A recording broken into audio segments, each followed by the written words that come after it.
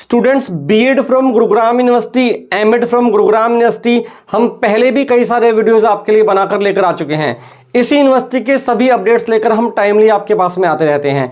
अगर आप इस यूनिवर्सिटी से बीएड करना चाहते हैं या फिर एमएड कोर्स में एडमिशन लेना चाहते हैं तो आपके पास में एक लास्ट सुनहरा अवसर है, आप एडमिशन ले सकते हैं। यूनिवर्सिटी ने एडमिशन्स के लिए 10 डेज इंक्रीज कर दिए हैं और आप एडमिशन अब ले पाएंगे इसके अंदर आने वाले 15 दिन तक भी। यूनिवर्सिटी ने बीएड और एमएड में एडमिशन लेने के लिए 10 डेज का टाइम इंक्रीज कर दिया है, तो आप चाहें तो फटाफट 2024 सेशन में अप्लाई कर सकते हैं। बात करते हैं एडमिशन लेने से पहले कुछ हम गुरुग्राम यूनिवर्सिटी के बारे में।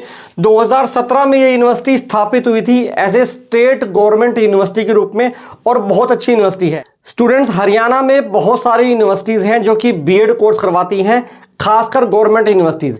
अगर हम गुरुग्राम यूनिवर्सिटी की बात करें तो 2017 में ये यूनिवर्सिटी ओपन हुई थी as a state government university के रूप में।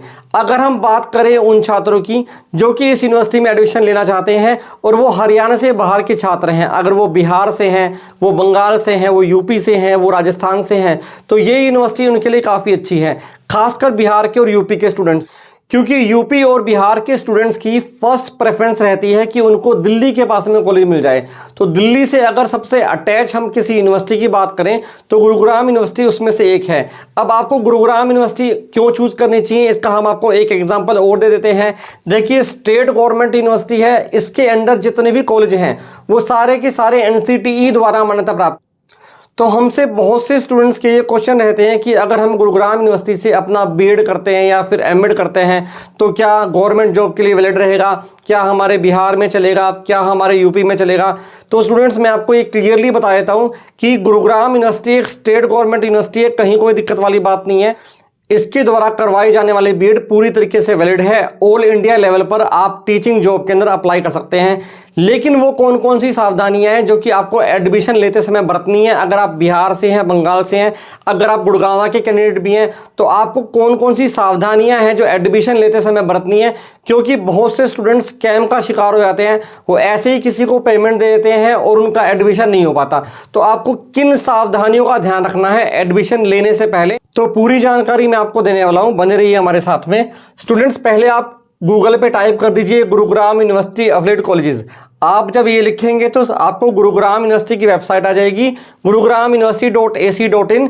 ये गुरुग्राम यूनिवर्सिटी की ऑफिशियल वेबसाइट है, इस पर आप क्लिक कर देंगे तो गुरुग्राम यूनिवर्सिटी के अंदर जितने भी मान्यता प्राप्त कॉलेज हैं वो सारे के सारे इसके अंदर आ जाएंगे।